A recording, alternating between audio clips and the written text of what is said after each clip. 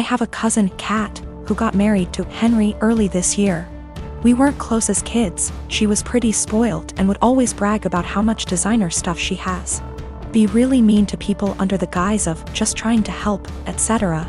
Don't go out of our way to interact with one another, but I do see her at family events and whatnot, and we make small talk. I'm engaged to Chris, who is a software engineer. He's co-head of his department at work with 2 other people, not too long ago. Chris was telling me about how they had some new employees and one of them sounded really familiar. He told me the name and I realized it was Kat's husband. Also, he and Henry hadn't met face to face yet. Kat and Henry had a huge wedding. It was really nice, but all she did for months is brag about how amazing her wedding was.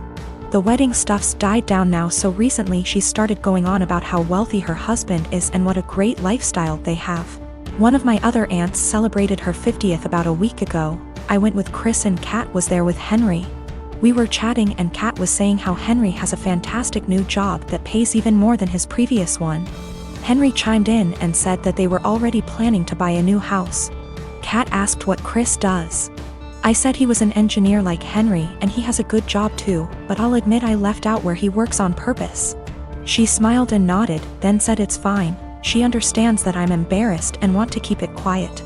So that was pretty much the end of our conversation then. When we were leaving, she pulled me aside and told me to let her and Henry know if we needed help with the wedding. Obviously I knew what she meant and it was just another dig, but I said, "Bye," and left. Literally 2 days later, I get a DM from Kat and she's furious, well, as much as one can be through text. That I didn't tell them that Chris was one of Henry's bosses. Henry was shocked to see him in the office and Chris made a comment, "Tell Kat OP and me don't need help but thanks for offering." Henry's really embarrassed and so's Kat, and she said that we made them look bad on purpose and if she knew, she'd have never made those comments. It was my duty to tell her and Henry. Chris and I had a really good laugh over this, but she sent a text out to the family group chat we have saying how she was blindsided by me. A few others said that what we did was petty and wrong. I'm the dad of a 25-year-old young girl who I love very much. I've been able to have a good relationship with my daughter and I enjoy my time with her. But there's one thing about her that would give many people pause. She is a diagnosed sociopath. She exhibited odd, disturbing behavior at a young age, and after a serious incident of abuse towards her younger sister, I realized she needed professional help. Throughout her elementary years she struggled heavily, getting in lots of trouble in school for lying, cruelty and all other types of misbehaviors. With an enormous amount of therapy and support, her bad behavior was minimized as she grew older. She received an ASPD diagnosis at 18, and I had suspected it for long prior. After her aggressive behavior was tamed, her following years were much more fruitful. She's law-abiding, has a decent job and a good education, and has many good friendships and admirers. Especially male admirers. She is very, very charming and adept at attracting guys and maintaining their interest. She uses that old dating guide, The Rules, like a Bible. She currently has a boyfriend of about a year and a half who's crazy about her, and who I have a very strong relationship with. We live in the same area and spend time together regularly. He is a great guy, very kind, funny and intelligent. But I doubt she loves him. We've had some very honest, in-depth discussions about her mental health since her diagnosis. And she's been open with me that she doesn't feel love or empathy towards anyone, even family. When she acted very sad and broken up over the death of one of her closest friends at the funeral, she confessed to me privately that it was all a put-on, and that she felt pretty neutral about the whole thing. She has also stated she has never once felt guilty about anything she's ever done, and doesn't know what guilt feels like. While she enjoys being around her boyfriend and is sexually attracted to him, I highly doubt she feels much of anything towards him love-wise. Her boyfriend, who might propose soon, has no idea about her diagnosis. And she's been very upfront with me that she has no plans to ever tell him, thinking it'll scare him away. I've made it clear to her that she needs to tell him the truth before they marry. That he has the right to know and consider it, or I will, to which she always responds, "I know you wouldn't dare." I really like and respect this young man, and would feel awful keeping this secret from him, and letting him walk into a marriage without this piece of knowledge. I'm not trying to sabotage my daughter's future. Maybe her boyfriend's love of her personality and other aspects is enough that it won't end the relationship. It's his decision to make, but he deserves all the facts. Someday he's bound to find out she's a bit off. It can't be kept a secret forever. I purchased a 3-bedroom condo in Toronto, Canada 5 years ago when I was in my second year of medical residency. Soon after the purchase, I rented one of the rooms to my roommate to offset the costs of the mortgage. I live in one room, she lives in the second, and the third is my study/office. She has been a great roommate from the beginning. We aren't necessarily friends, as in we don't do things together for fun, but we get along exceptionally well. The entire roommate/tenant relationship has gone swimmingly up until recently. A couple of weeks ago, my roommate broke the news to me that she is pregnant. The father was a fling of hers, who does not want anything to do with the child. My roommate has decided she wants to keep the child anyways, and raise it on her own.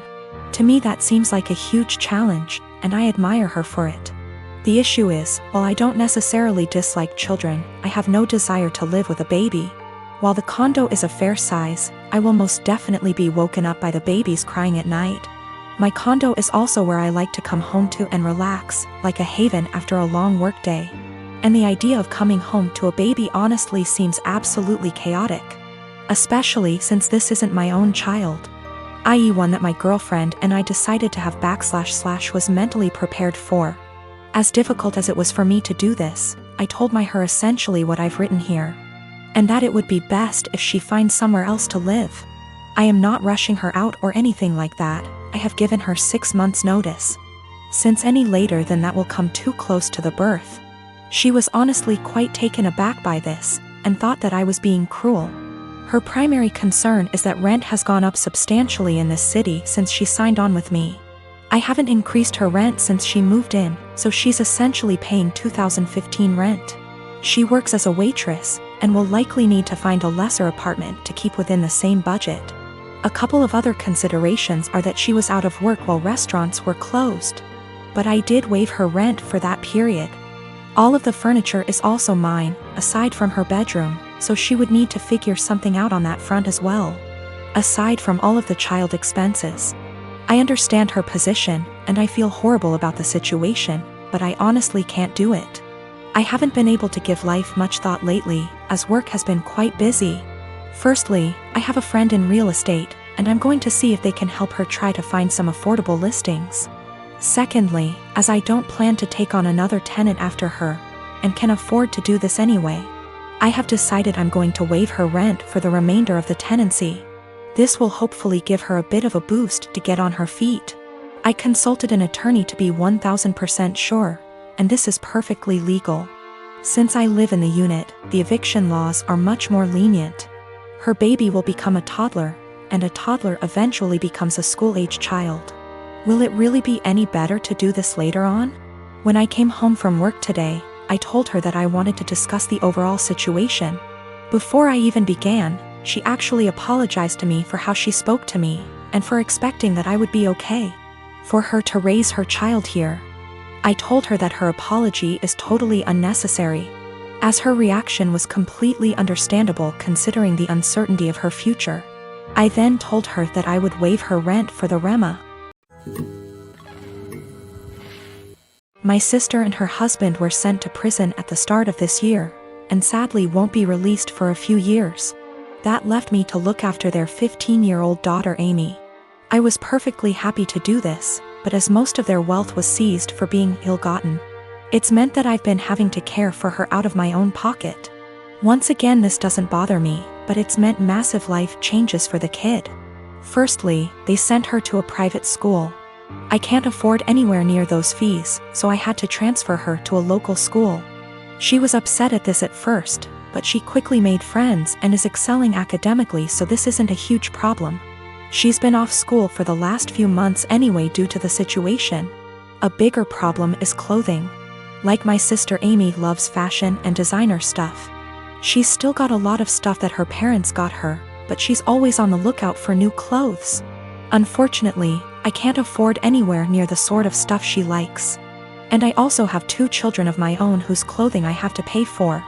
I have told my sister this, but she insists I should make allowances because her daughter is going through a tough time. Amy also really doesn't get along with my daughter Hannah, who is 11. She bullies her, calls her stupid and ugly, tells her none of her friends really like her, etc. She has made her cry on many occasions and often continues to taunt Hannah while she cries. Yesterday I caught Amy trying to buy a dress costing over $1,000 with my card. I was fuming and had a long conversation with her. She cried and sobbed that she just wanted one nice thing. My sister called from the prison, and Amy cried over the phone that she hates here and I treat her unfairly. I spoke to my sister afterwards and she begged me to go easy on her daughter because she's still adjusting. I put food on this kid's plate. I buy her whatever clothes I can afford, even if they aren't to her taste. I take her to visit her parents as much as possible. They're held in different facilities. And I do all of that on top of working and looking after my own children.